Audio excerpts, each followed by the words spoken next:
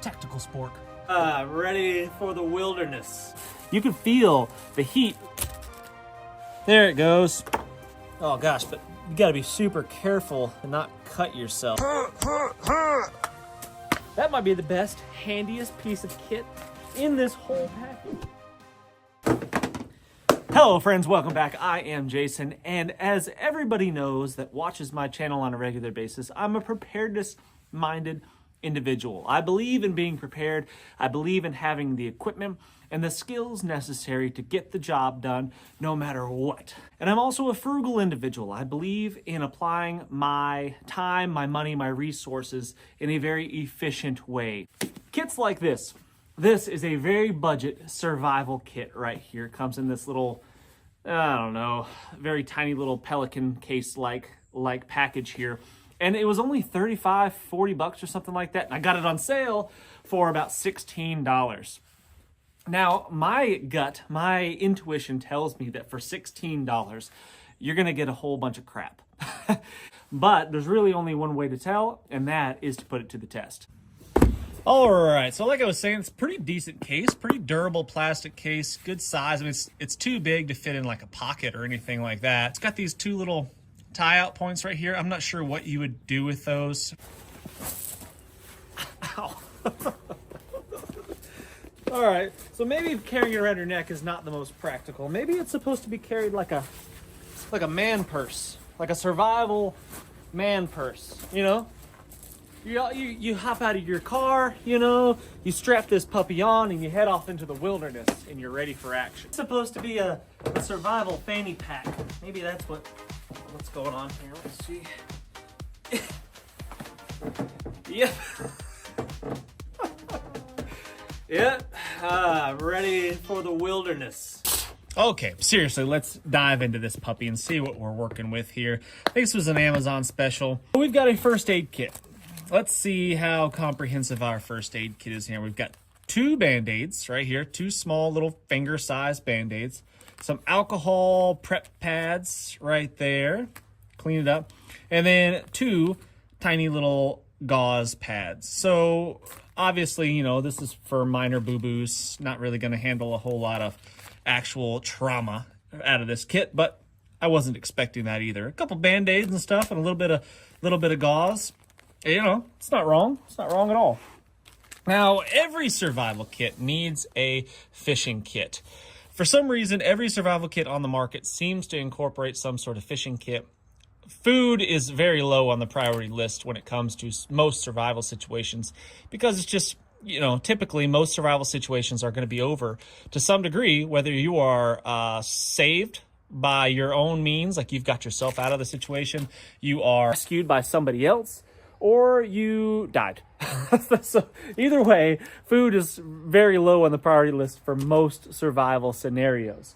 Long-term survival, perhaps. Well, maybe we'll throw this in the pond to see if we can catch a fish.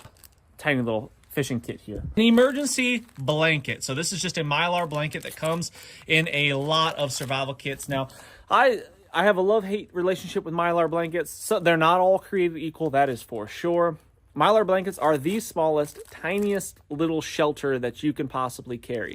You can put this in your back pocket and you won't even know it's there. And you can pull it out and it's a waterproof thing, which is very, very difficult to find in the wild. So for that reason, I do love mylar blankets. Now, a couple of reasons why I do not love mylar blankets is they are really just one-time use. I mean, once I crack this thing open and I use it, it's pretty much it. You're not going to be able to package it back up into this small little thing again. It's never going to happen. It ends up just being this wadded up mess of mylar. 2, they're extremely fragile, usually. Like I said, they're not all created equal. There's some better ones out there, but usually they're extremely fragile. And if you get a tiny little tear in them, sometimes they just fall apart.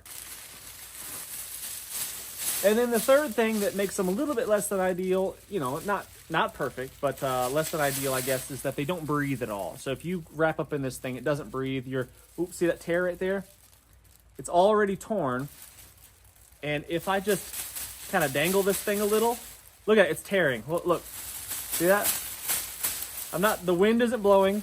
I'm doing nothing. It's the weight of the mylar blanket itself is causing that to tear even more.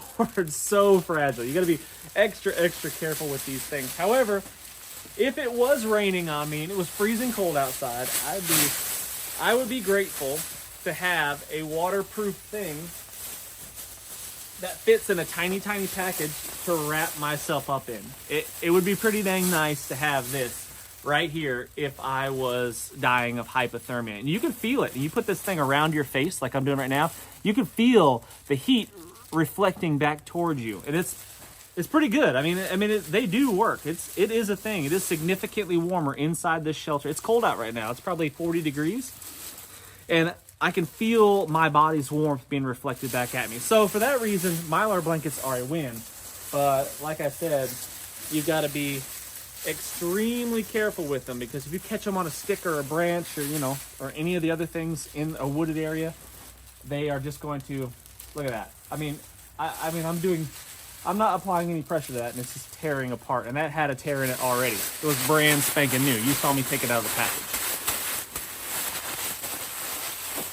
SOL makes some good ones, I think. I think it's SOL. It makes some good mylar bivy bags and mylar blankets that are stretchier. They're more like garbage bag kind of feeling, like that kind of toughness. A drum liner kind of toughness, and they have mylar coating on one side. I think they're usually like bright orange. Oh, man. Yes. No survival kit is complete without the tactical pen, of course. Does this thing work? How does it work? There we go. Is it right? Hey, look at that. It works. It is a pen, and it's got this very stabby end on this side. Let's go try it out.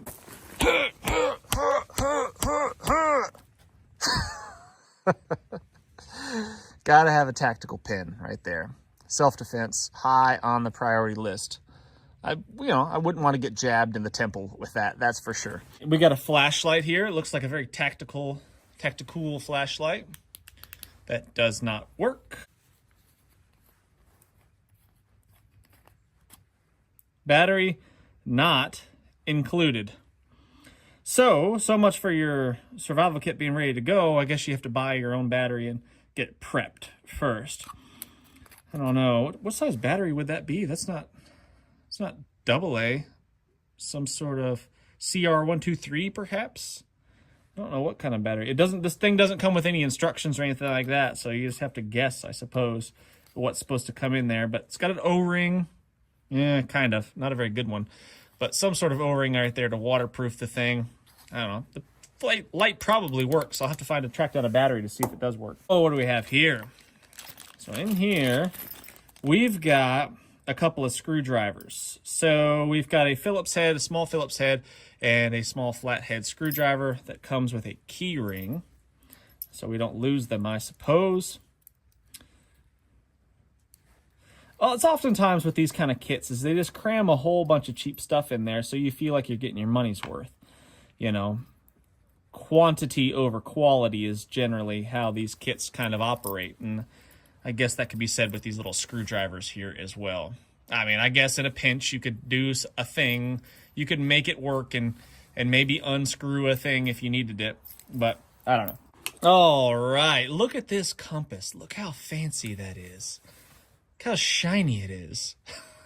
It's very, very like, I don't know how I would describe this compass. It's very traditional looking, brass, kind of very decorative on the inside. It has a rotating bezel, which is nice. I wonder if it points north. Let's see. Yeah, that's northish. I could test it next to a more legit compass. And here's a little bit higher quality compass from Marbles. I actually really like this brass compass right here. My papaw used to have one just like this. My great-grandpa had one like this.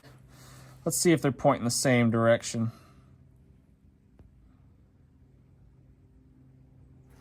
Yeah, that checks out. So we've got a spork right there, and it is a tactical spork.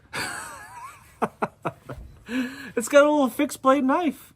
I mean, yeah, it's a sharp-ish. Yeah, that's a sharp-ish piece. It's not razor sharp, I don't think. I mean, that's shaving sharp right there. Look at that. don't know if you can see the hairs on there. That is a shaving sharp fixed blade knife right there with a spork handle and a little plastic sheath. I mean, hey, if you were in a survival situation and you needed a knife, this would get the job done. A sharp, pokey thing right there. It'll cut the cordage, it'll do the carving, it'll do all the things that you need a sharp, pokey thing to do. Heck yeah. Hey man, I tell you what, I've done some survival challenges before without knives, and the cheapest sharp pokey thing would have been so handy.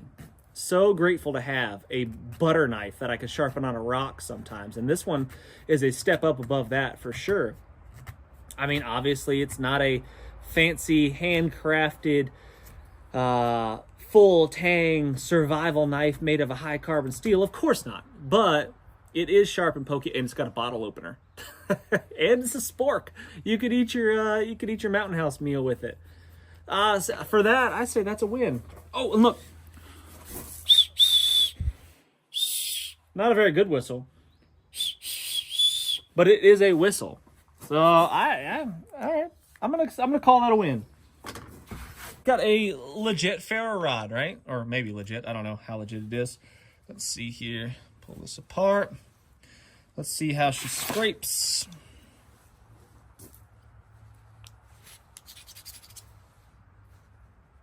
Doesn't.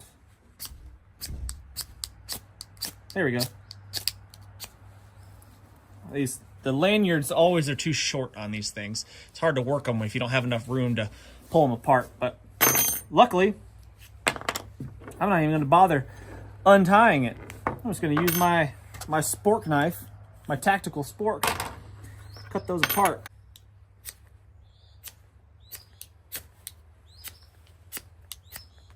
Not great. Let's try this part. So ferro rods are something that are not all created equal. A good ferro rod is one that scrapes easily and burns for a significantly longer amount of time. You can get big, thick, heavy shavings off of your ferro rod, and they'll burn longer and hotter, and it'll be more effective at igniting your tinder. This one, I could hardly get it to scrape with that. Maybe if I use something not in the kit, but something with a harder spine. There we go. Okay, that's it. Just the scraper. The scraper itself is the thing that sucks. So, oh, and it's actually a ruler. Look, you see that? It's a ruler. So there's that. But it's the scraper that really sucks. The ferro rod actually isn't too bad. Yes, it does. In the kit, comes with some sort of tinder. It looks like probably some sort of waxy impregnated cordage there. So I could probably fluff that up. It's cheating to use my knife. I got to use what's in the kit. Here's the knife. Here's the knife that comes in the kit. And it's not very good. Just to be honest with you. Not my favorite knife. In the locking mechanism, sometimes locks and sometimes doesn't. So I would not trust that. So it didn't lock that time. If you snap it open hard, like that, it seems to lock in pretty good, but I still wouldn't trust it. But it's a partially serrated, half serrated knife that's reasonably sharp, and it's super weak and kind of flimsy. You see that? Look at that. I doubt the back of this would scrape. I would have to use the blade side to scrape my ferro rod, which is less than ideal because I'd be dulling the blade. But if I was to fuzz up my little tinder here, this rope, see if I can get that to ignite with my ferro rod. And look, we've got a survival bracelet as well. Do you see that? With another compass, just in case you don't trust your old school classy compass with the brass. Let's see if this one points north. No, it does not. Maybe this is throwing it off. Maybe you have to unclip it to get it to work. Oh yeah. If you unclip the thing, get the metal striker away from it. I guess that's kind of the problem. Maybe. Yep. Now it's sort of semi-pointing north. Yeah, that kind of works. But it's got another striker and ferro rod here in this bracelet. Let's see if that works. Oh yeah, look at that. That works. Let's see if we can ignite this thing here.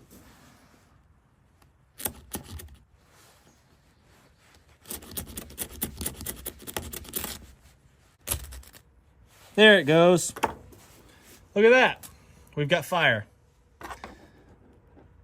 off our little survival bracelet with a bunch of paracord attached to it.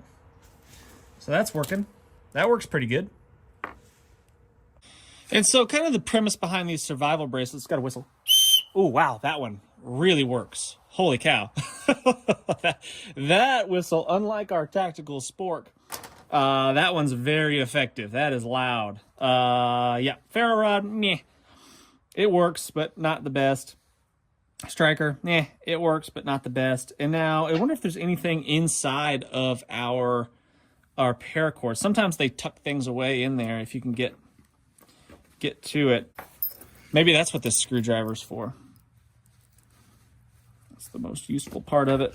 Cordage paracord. This isn't probably actual paracord, but it's something similar, and it's pretty strong cordage. It's stronger than what you'd make in the wild out of any natural material, that's for sure, of this dimension. I mean, obviously you could weave some sort of giant rope out of some strong natural cordage, and it might be the equivalent of this, but of that diameter right there, of that size, there's no way you'd make something that strong.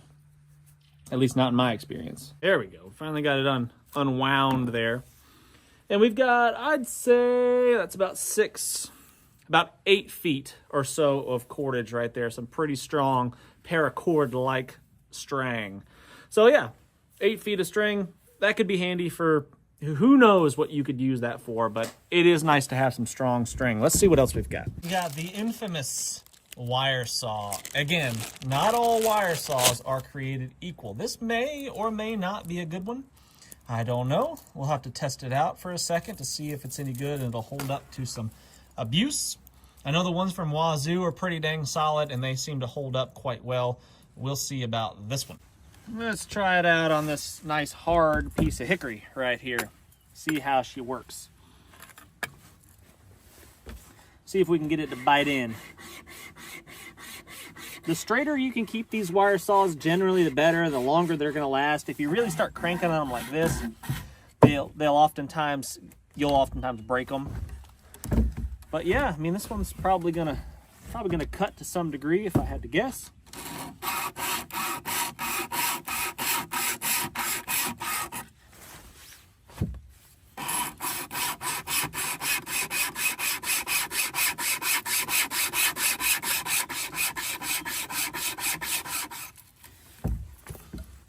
Yeah, it's biting in there. Yeah, I mean, if you needed to cut some small saplings, like I said, this is seasoned hickory, which is really tough stuff, and it cuts into it pretty good with minimal effort. If you needed to cut a few small saplings down with your wire saw, this one wouldn't be a bad one. We got a little locking carabiner here. Yeah, I mean, it's a keychain basically, not for climbing right on there. You're not going to want to put much weight on here, at least not in a life-saving, life-supporting type roll. It would be okay to hang your backpack up off of the ground on a tree branch or something, but that might be about it. So I did not know what this was. Like I said, this kit doesn't come with any instructions, and I was like, what is this thing? Like, what purpose could this possibly serve? And then I started thinking, well, it looks like, about the size of a water bottle. And it is. I think that's exactly what this is. I think it clips over, like a standard size water bottle, like this San Pellegrino right here. One of the most delightful beverages on the planet. It clips on like that, and then you can hook it onto your belt. Kind of like this fashion right here. Little Velcro and button snap. So I'd say that's probably pretty secure. And you can carry your water bottle on your hip just like that. You know what? That might be the best, handiest piece of kit in this whole package. I kind of like that. That's pretty cool. Last item in the kit is this right here. It is a multi-purpose pocket survival tool, a can opener, a knife edge, a screwdriver, a ruler, cap opener, 4-position wrench, butterfly wrench, saw blade, directional ancillary indication. What? 2-position wrench, a lanyard hole, keyring hole. Let's check this puppy out. This seems legit. Oh yeah, look at that. Look at that. Little saw. Let's get the saw run for its money. Oh yeah. I mean, if you were just trying to do a couple little notches or something to make a couple figure 4 deadfall traps or something, it'd probably be okay. Be handy enough, but it'd be better just to use the knife, like the spork knife probably. Little scraper deal. Sure. It's a metal thing. I mean, a metal thing is going to be handy regardless, I guess. You know, if you had nothing else, it'd be okay. I don't know. The wrenches. That has always been a pet peeve of mine. What will I take apart with those wrenches? Let's go try and find something. Got my daughter's little motorcycle here. Let's see if we can take anything apart with this little wrench.